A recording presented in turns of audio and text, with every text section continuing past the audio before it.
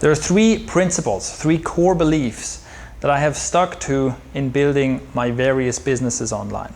And I believe it is these three principles that have given me an unfair advantage compared to my competition. This video is about those three principles. This is the ActiveGrowth Manifesto.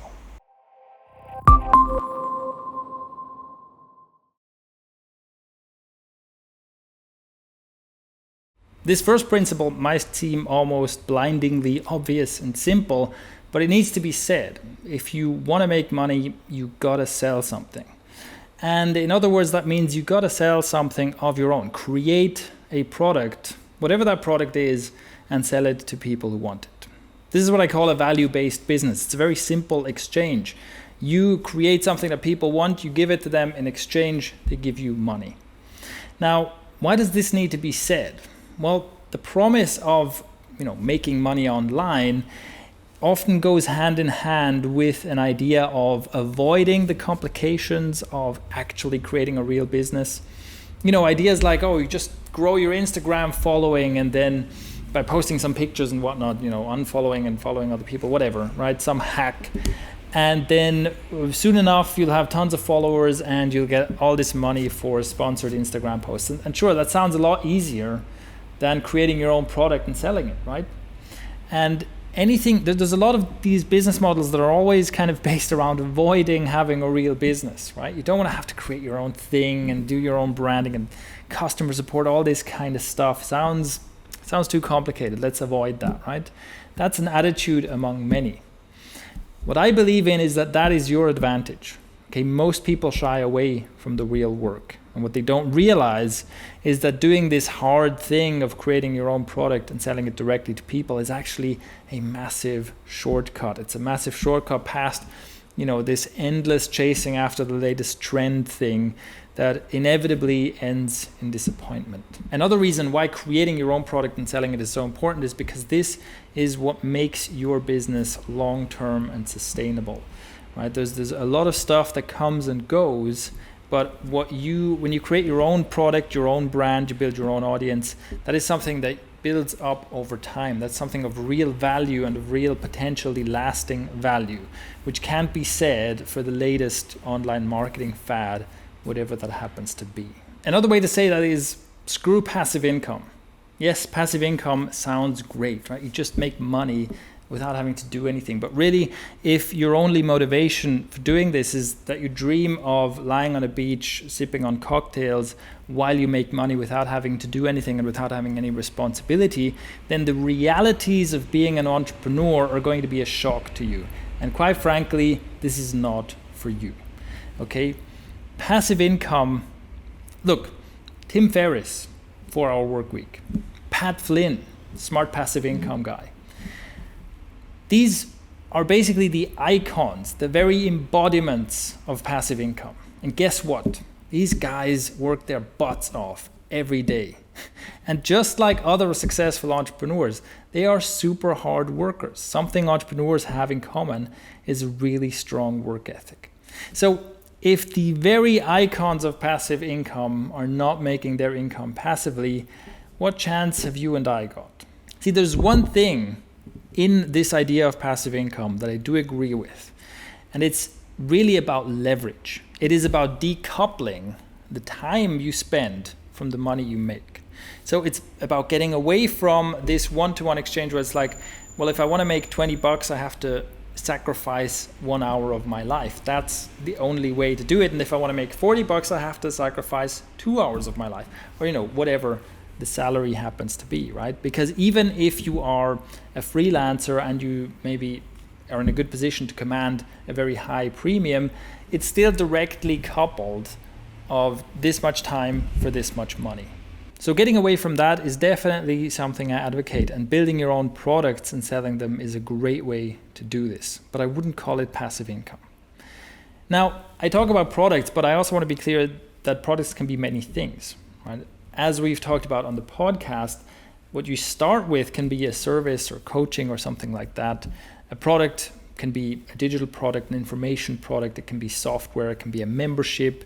It can be all kinds of things. What matters is, again, this value exchange. You realize that people want something specific, a specific group of people have a certain need. You serve that need with something.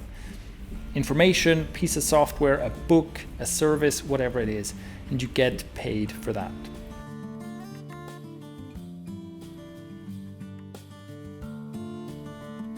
You know how I mentioned before that successful entrepreneurs, what they have in common is a really strong work ethic? Well, it's not the only thing. In fact, being a successful and effective entrepreneur has a lot to do with your personal skills, your personal work ethic, your habits, and so on and so forth. And in fact, you cannot disconnect your own personal traits and your habits and so on from your business's success or failure. If you want to run a successful business, you have to become the kind of person that a successful entrepreneur is. Again, this goes pretty much against the kind of myth of, an easy money hack or passive income or something, where it's just like, just set up this thing, maybe, use this special tool, and then you'll make all this money. You don't have to change, and you can stay comfortable sitting right there on the couch. Don't get up. You'll have a business, just buy my thing. That's usually what the pitch sounds like, right, for a make money online product. Well, I'm basically advocating the opposite of that. You have to grow as a person. You have to grow your skills, and this is your mindset, the way you think about the world, the way your ability to focus and think strategically. These kinds of things matter. Your work ethic matters, your discipline matters, and the skills you accumulate. And in fact, the skill of accumulating skills matters a lot, because as a founder, as an entrepreneur, as a CEO, if you scale up to that point, you will be wearing many different hats. And what really sets you apart is that you have to have this flexibility where you see a new need arise, and you have to be able to absorb information. You have to be able to kind of quickly generate a skill and be able to do something more or less competently because a need arises. This happens a lot in an entrepreneurial journey. So not only the skills you have and the skills you build, but also your ability to acquire skills and your ability to absorb knowledge are extremely important. And like I said, for me, it's become clearer and clearer that these kinds of personal traits, even just your personal productivity, cannot be disconnected from your business because they have such a direct influence on your business. In the beginning, if you do it alone, you are your business. And if you have a small team, you are the culture in your business, right? What you do determines what happens in your business and in your teams. And so that is why I have a strong emphasis on developing skills and mindsets and discipline.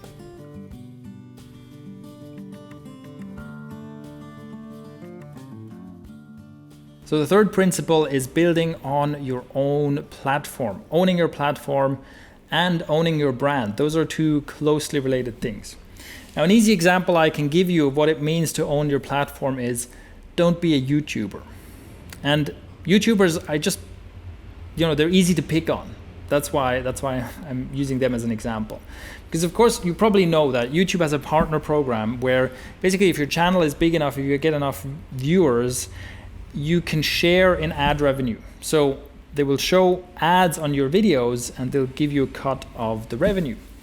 And there are some YouTube channels that make a lot of money from this, like really a lot. And it's one of those things where, maybe you see that and someone's like making videos of themselves playing video games and they're making all this money and you go, wow, well, that seems a lot easier than building a business, right? I can play video games, I can hit record on a thing, and why am I not making millions? But here's the thing, YouTubers are the perfect victims because YouTube constantly makes changes, and like clockwork, I would say twice a year, something happens that has all the YouTubers up in arms, where they go, oh my God, my ad revenue is down, I don't get views anymore, my subscribers don't see my videos anymore, whatever, the latest change has totally screwed me over. This happens all the time. And what do? They complain. And what happens? Nothing. Because they don't own the platform. YouTube owns the platform. And YouTube builds the platform for its advertisers, not for your channel or your brand or whatever. It doesn't care, right? So this is the anti-example of owning the platform. You're just a slave to someone else's platform, and if they decide to make a change, you can be screwed overnight. And that means that all the building you do, all this building, you're building this audience over so much time. You're creating content, building an audience, making a name for yourself. All this stuff is basically happening to someone else's benefit and can be taken away from you any moment. Do not build your business like that. That is one of the reasons why I say, start out by getting hosting, getting your own domain, putting WordPress and putting your own website out there, starting to put content on there. Of course, you don't have the benefit of like YouTube where, you put a video out and chances are you might get some traffic. If you create a website and you put something on there, you'll get exactly zero traffic. That's guaranteed. You really have to start from zero, right? You can't borrow this kind of, the juice in the platform. So sure, it's a bit of a longer path, but what you build, you actually own. And a really important part of owning your platform is, for example, owning the right to contact people by email. So this is also known as lead generation or building a mailing list. And this is extremely important. You should have your own mailing list, your own way of reaching your subscribers, and not, again, like on YouTube, just hope that their subscription feature kind of works in your favor, because it won't. Now, a detail here that needs to be clear is that you're always going to be dependent on third parties. Because like I just said, the example I said before, like you sign up for hosting, right? So that's not your platform, that's someone else's platform where your hosting account sits.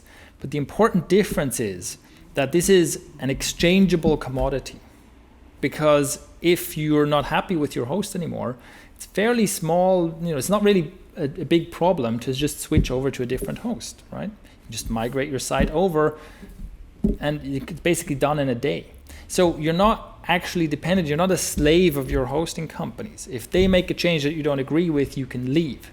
And the same is true for all kinds of other things that we're dependent on, right? We use third-party payment processors and things like that, but it's important that we can always switch, that they can't basically destroy our business overnight. And an important part here is that they know that. My hosting provider knows that if I'm not happy with what they do, I can leave. So that protects me as a consumer, right? Just conversely, again, to take YouTube as an example, they know that their channel is going to do absolutely nothing. So they can do whatever they want, right? Whereas my hosting can't just do a price hike or something, because then all their customers are just going to leave. So that is an important aspect of owning your platform. And the second part of this is to own your brand. This is one of the reasons why I'm on camera right now, for example, because I'm building a personal brand, right? I'm making sure that people recognize me and my name. Let's put my name here just in case you didn't know. Recognize me and my face and my name and my voice. And I'm building my brand. And the goal here is, and the difference is here between a brand and anonymity. So the difference is between what I used to have were like niche sites that got a lot of SEO traffic. But these people, everyone came to my website through some search term, but no one ever remembered that website because they weren't very good websites. And so once I lost my search traffic, nobody ever came back to these websites. Whereas what I want to do is I want to build my own brand. I want to have brand recognition, and I want people to come to me because they want to and because they realize, oh yeah, ActiveGrowth is a good place to learn about how to create and sell your own products.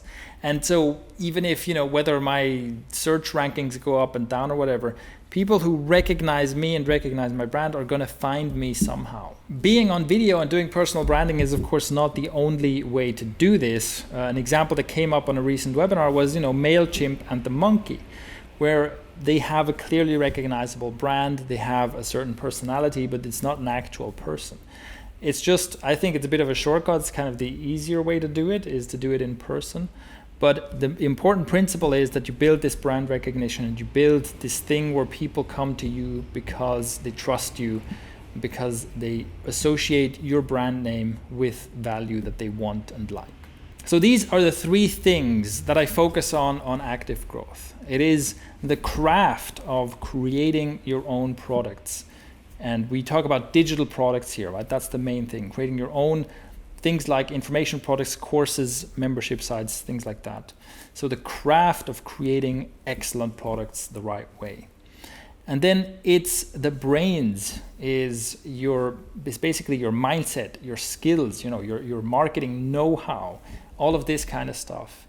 that you have to develop over time that make you a stronger person and a stronger entrepreneur. So that's the brains that you develop, and that is one of the important pillars of what we talk about here on Active Growth. And then finally we have the tech, which is all the tech, the tools, all the stuff you use to build your own brand on your own platform.